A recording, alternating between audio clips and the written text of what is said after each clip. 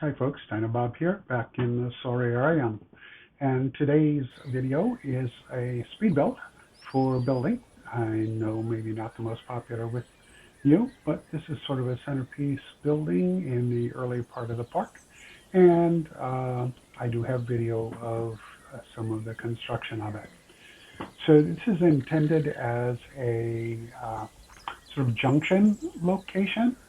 We're walking through the early part of the park, the Triassic, and to the right is the trail off into the Cretaceous.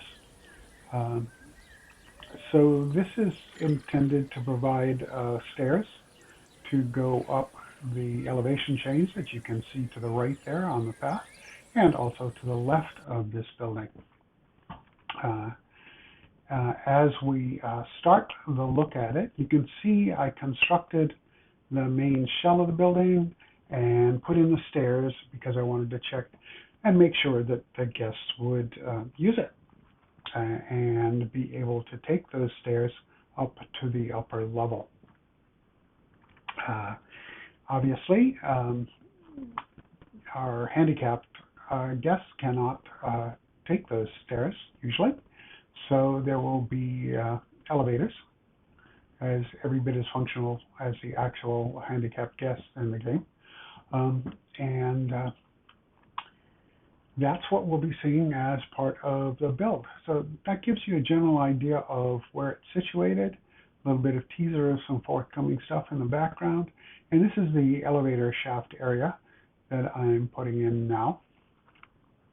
And then the posts to surround that that bit of the structure, and I'll be using those posts also to provide the general support structure for holding the building up, and you'll see that in a bit. I wanted this to have a restaurant on the upper level and a little bit of facilities down on the lower level, not a whole lot, mostly to keep it clear so the guests would be able to move through the building. Didn't want lines getting in the way of backing them up and such. So there are those posts, doing some adjustments to make them line up better to where the stairs are, and checking it all out, making sure I like how that general feel is, and then working to make the upper roof area, starting with a basic what is that? That's a quarter round barn, and fussing over just what I wanted to do with it and getting it behaving so that I could do this easy spin around to get it mostly lined up. Selecting them all and then using the gizmo to change the size, both in 2 dimensions, and then bring it down over the general floor there of that first upper level. And you probably notice that while this is perfectly round, that lower structure is not, and that's intentional. That was built out of different pieces, but this was intended to be the original roof. And obviously you see I decided that wasn't quite working out the way I wanted it to, so I decided it made more sense to match the first floor that was in there. And that means, of course, there's a gap to be filled. And this is me filling the gap. It is a little bit of stretch on the texture, but it's not too terribly distracting. And getting that all in place and having the same shape, I wanted it to be a little bit bigger than that lower level because I wanted a little bit of overhang there. And now it has become first the sort of this trim edge, which you'll see what that results in later, as well as the upper outer ring of the roof, and then an inner ring as well, having a little trouble getting the height I wanted. assuming not the diameter I wanted, and then the height was much easier. Filling in that hole and getting this kind of stepped effect. This echoes the steps down at the front entrance to the building. That's kind of standard thing in architecture to have echoes of what's going on in the structure.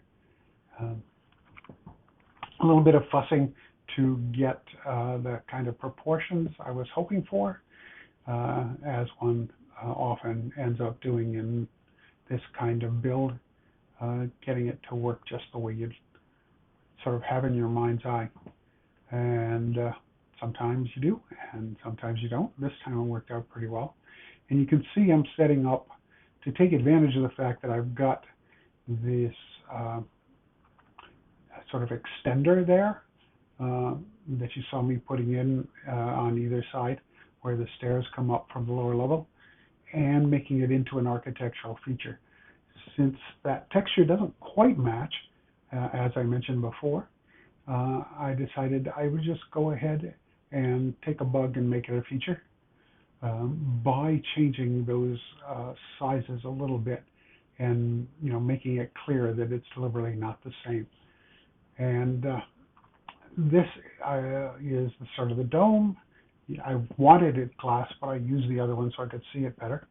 And then I needed to resize it to fit on top of and within that circle. So you're going to watch me playing with that a little bit. So it's not going to be a pure circle one. It's all over. And I certainly did not want it as tall as that quarter sphere was. So I wanted that more flattened, almost saucer type look to it. And I duplicated it a couple of times. So it gives a sort of, anti-solar look to the glass, as well as providing those extra ribs. So that was the first try. And I decided that it wasn't quite what I wanted it to be, and did it again. So I left that in for the video to make it clear that you just don't always get it right on the first try. And you'll notice I ended up with the dome a little bit taller than in the previous one. So having got that part done, it was time to start looking at making it look a little prettier rather than just the walls. So I decided to cover the overlaps on those walls on the lower level, because to get the circle at this diameter, it meant the walls did that little V-shaped sticky outy bit. And I wanted to cover that up as well in general, and also to give it a more architectural feel. And that is echoed in these paired columns on the wall that encourage guests to come into the building. So inside, you may have noticed a light level drop because it's time to play with lighting. And I decided to have this circular light fixture as the main kind of light fixture in the area. And I wanted the lower light levels to get a better sense of what it was lighting up and what that impression would be. You can see on the upper level that elevator doors are in now, and there were tables up there, and one of the food dispensing modules. I didn't get video of my putting that in, which I guess is just as well, since this is running right up on my, keep it to 15 minutes thing that YouTube asks for. I wanted to make sure there was good lighting in the guest area. Did the usual turn down the lighting volume from the standard stuff, because I think overall it's just a little too bright where the devs have decided to set the default light setting. So working to line them all up. I do try to get the same kind of light fixture in play throughout the park for the same kind of role, because that adds a certain amount of verisimilitude to your build. So, what am I doing here? Oh yeah. Having worked out the spacing for these guys, I had to go back and make sure they all had the same spacing again for that architectural verisimilitude. And then I tried to bring them all downstairs, and as you can see, I was having trouble getting through the build and the terrain shaping in order to get down there with enough space to see what I was doing. So this is a prefab for me on the elevator door, so I didn't have to keep building them all the time. It would be great if the devs gave us a basic non-functional elevator door, even if they never give us functional elevators. The usual piece saving, but there it is. So a lot of light placement. That's something I haven't done on the videos much, and it really does help. At least it helps me to have the ambient light down in order to get a better sense of what your lights are doing. And yeah, looking around, checking the lights, seeing if I like how it looks. You're also going to end up seeing some more build that is not going to be here as a speed build because of the way I'm pretty bad at making sure I've got footage of all of the work I'm doing. So that, I think, will be coming up when we get into finishing the tour that we started at the beginning of this video. So that was pretty much where I left it on the original build, and then I came back into it and did some more touch-ups. I changed the color of those metal walls. I added the interior murals. I added some seating, and I added some potted plants. Down here, not much in the way of potted plants. Also trash cans in the theme chosen for this zoo. Although I see I have to fix that one, which is sticking in the wall. And this is the walk back to where the elevator area is. Again, not much in the way of interior stuff, because I want this building to be functional for the guests and let them walk through it and populate it that way. The restaurant, no, stop flickering. The restaurant on the upper level is an additional encouragement to get them to use this rotunda as she goes up there. And you can see the thing I mentioned before about what the offset there was.